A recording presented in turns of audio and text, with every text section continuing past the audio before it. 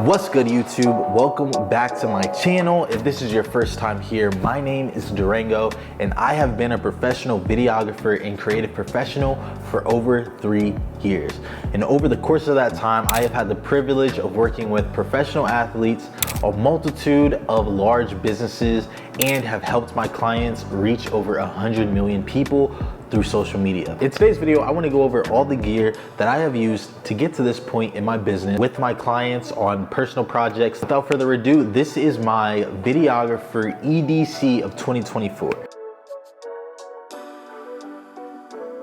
So without wasting any time, the first thing that I want to talk about is my A cam, which is the Fuji XS20. This is my powerhouse. I have used this camera on documentary films, interviews, literally any type of shoot that you could think of. This has been my powerhouse since April of this year. I love Fujifilm primarily for the color profiles. I upgraded from the Fujifilm X-T3. Honestly, this is not a review video, so if you want me to go more into depth, leave a comment down below and I will definitely make a video on the Fujifilm XS20. Also on this cam, I do use a tilted cage, which does have a, what's this called? A NATO rail on the top of it. It has 2 built-in cold shoe mounts. And the reason why I did get this cage for my camera is because, as you can see right there, the hot shoe mount on my camera broke off. So I do have to send this into Fuji soon to get it fixed. But yeah, 2024 honestly has not been the year for me for camera gear. Before I switch flip-flop cameras from my iPhone 14 Pro Max to the XS20, I do want to talk about one of my favorite lenses for sit-down videos just like this, documentaries, all types of different style of videos, the Sigma 16mm f1.4. I absolutely love this lens. This is actually the first lens that I bought when I switched over from Canon to Fujifilm. I started using this when I was shooting YouTube videos for some of my clients. It's a prime lens. It works great for vlogging, sit down YouTube videos just like this one, as well as a multitude of other uses like documentaries and things like that. So that is my Sigma f1.4. This is definitely a lens that I recommend that everyone has in their kit. So definitely use this quite a bit. So I'm actually about to switch over to my XS20 with the Sigma f1.4. Next thing that we are going to talk about in my EDC kit is my B cam, which used to be my A cam, and that is the Fujifilm X-T3. The X-T3, this is the first Fujifilm camera that I ever owned, and for the time that I used it, it was such an amazing camera. Honestly, I believe that this is a great camera to just get started in the Fujifilm ecosystem. It does only shoot in f-log1, the original f-log, which the Fujifilm S20 shoots in f-log2 with a minimum ISO of 1250. This shoots f-log1 with a minimum ISO of 640, if that's something that is important to you. So one of the issues that I had with it and why I actually upgraded, the sensor was not connecting to any of my lenses, but I recently found out, like today, that it was just the connectors were dirty. Love this camera. I use it primarily for photos these days, but it is an awesome B cam for documentaries or things that I shoot like that, or even like vlogging or stuff. It does not have a fully articulating screen like the XS20 does, but definitely still love this camera, especially if you are into the retro style dials that it has on it. This is definitely an amazing camera to have. It definitely feels a lot more premium than the XS20, and it feels a lot heftier in the hands. This camera definitely does inspire me just to get out and shoot, and now that I have fixed the connectors, I'm definitely gonna be taking this camera out a lot more for street photography, or if I am on a shoot. When I shoot with my XS20, I'm definitely in the mood of, okay, I'm creating something for work, a job. But with this camera, it does breed a lot more creativity and it makes me want to get out and shoot a lot more. I was thinking about selling it at one point. Don't think I will anymore. One, because I fixed the connectors and it's a fun camera to shoot with.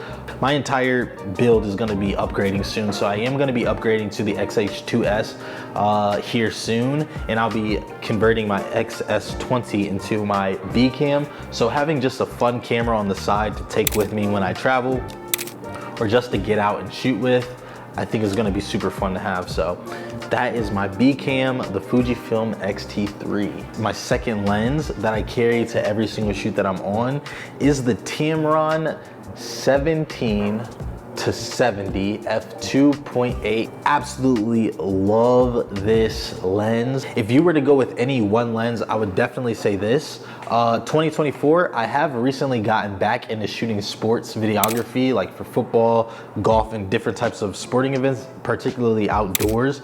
So I do think I will be picking up a 70 to 200 here soon, just because this, especially with shooting football, you can't zoom in enough. For any type of other shoot that I use, this is such a great lens to have. I definitely use this lens the most. And on the crop sensor, I'm pretty sure this 17 to 70 converts to like a 24 to 105, maybe. Next, we are going to get into my lens attachments.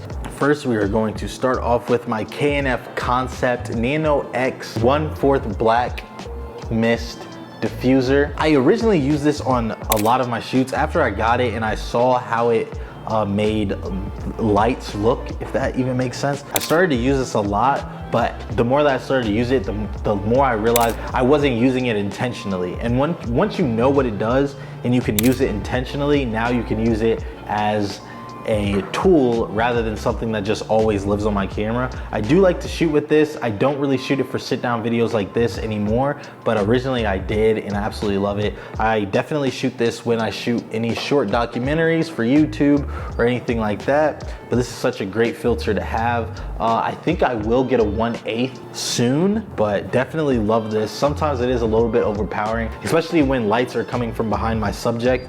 It does get a little bit too much, so I'll definitely be getting some other filters to go with that. Next, we have the K&F Concept Variable ND filter. Particularly shooting with Fuji, when you're shooting F-Log2, it definitely gets a little hard sometimes, even when you are shooting with controlled light, but to not overexpose your footage. I definitely would recommend this for anyone who shoots outdoors a lot, particularly with sports or any type of documentary filmmaking that you are doing.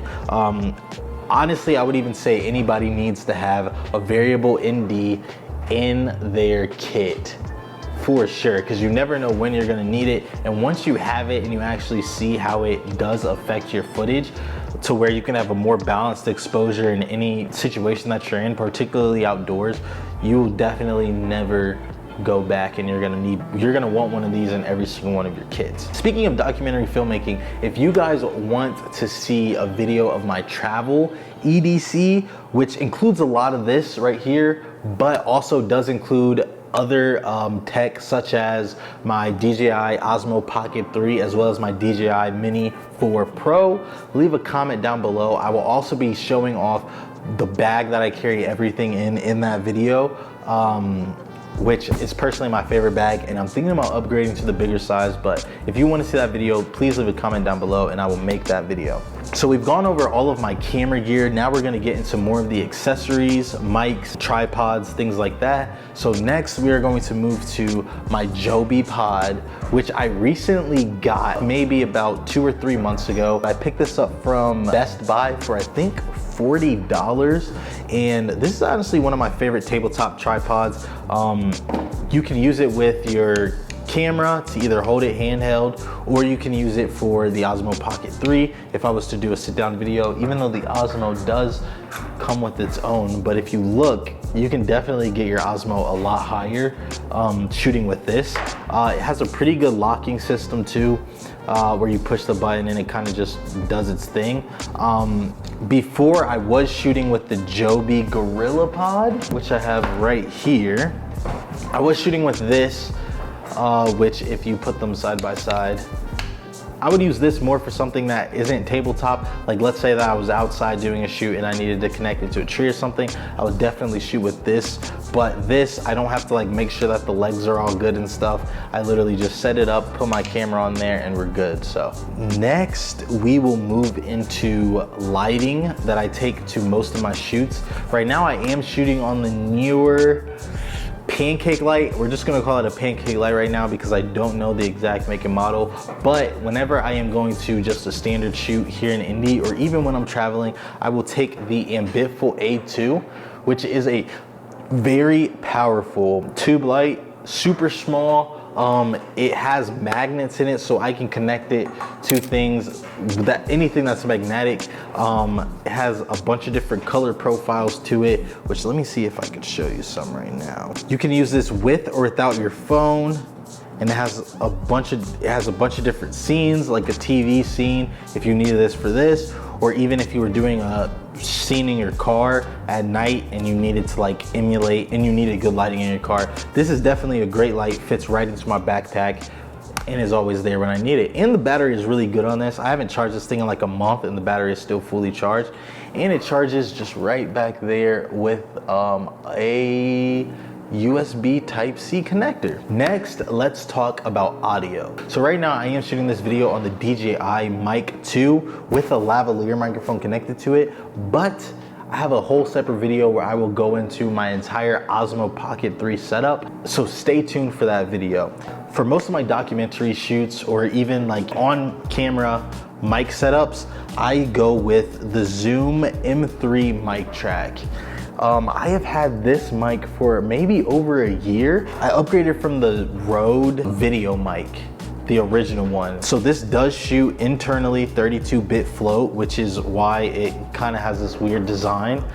You put two AA batteries back there. It shoots right to a micro SD card. I kind of wish that it had an internal battery just so that it wasn't so bulky back here, because sometimes it is a little difficult to connect it to different rigs that I have. But definitely a great mic, records internally and externally, and you could do it both at the same time. 32-bit float, so you're not gonna get any clipping or anything like that. And that is such a great mic. I picked this up for I think $300 when it first came out off of Sweetwater. I literally got it right when it came out, and I honestly wouldn't change it for the world. I definitely use this for my documentary filmmaking, and I will pop in a clip of the audio from it right here. So often we have expectations of what we think it should look like, and then when it's here, we don't see it. You dream of getting to where you are, now you're there, you're like, oh, if I can just get there. Do you realize that 5 years ago, you would have done anything to be where you're at right now? There was no quitting. There was no stopping until I got to where I was going. Now, maybe I have to pivot. So next, we are gonna talk about headphones, and this is more for editing. I definitely only use these headphones when I'm at my home studio, which I am at right now, but I use these Audio-Technica ATH M50s. These were introduced to me back in my music days. Absolutely amazing. They're super flat, so you get like the truest tone out of your audio. So for me, I don't just take audio straight from camera. I like to add my EQs, my compressors, all that type of stuff, even background reduction. So being able to hear the truest form of the audio through these are absolutely great. They're over-ear headphones, so it blocks out a lot of that background noise, and again, you get such a fuller sound. But yeah, there's not too much to say about these. They're great headphones. And then lastly, we'll be moving on to the absolute powerhouse, the thing that really makes this whole operation run, my MacBook. 13-inch MacBook Air. I think this is the 2020 edition. I actually bought this off of a friend when I was editing off of a 2015 MacBook Air. So this is very low spec, has 4 gigabytes of RAM, and this is another reason why I didn't immediately upgrade to the XH2S. Primarily because what this computer can handle, it can handle the XS20 better than it could the XH2S. And if I wanted to use all the features of the H2S, I would have to upgrade my computer. So this is the first thing that I'm upgrading. I'm actually right now about to upgrade to a newer MacBook Pro. I think I'll stick with the 13-inch, but you will have to stay tuned for a future EDC for when I do that. And obviously more RAM will obviously be amazing. I've had this computer for about 2 years, So I was definitely editing off of a lot lower quality gear back then. So it's definitely much needed for an upgrade. So that is my mid 2024 EDC as a full-time videographer and content creator. I use all this gear pretty much to shoot all my client work. In my opinion, for the client work that I have done, it works out perfectly, but I definitely am looking to take my content to the next level. So I will be upgrading a lot of this gear here soon. Again, if you want to see my travel EDC where I would talk about what backpack I use, go over my DJI Osmo Pocket 3 setup and my DJI Mini 4 Pro setup, as well as some other things that I did not show in this video, please leave a like, comment, and subscribe and turn on post notifications. But with all that being said, my name's Durango, and never stop creating.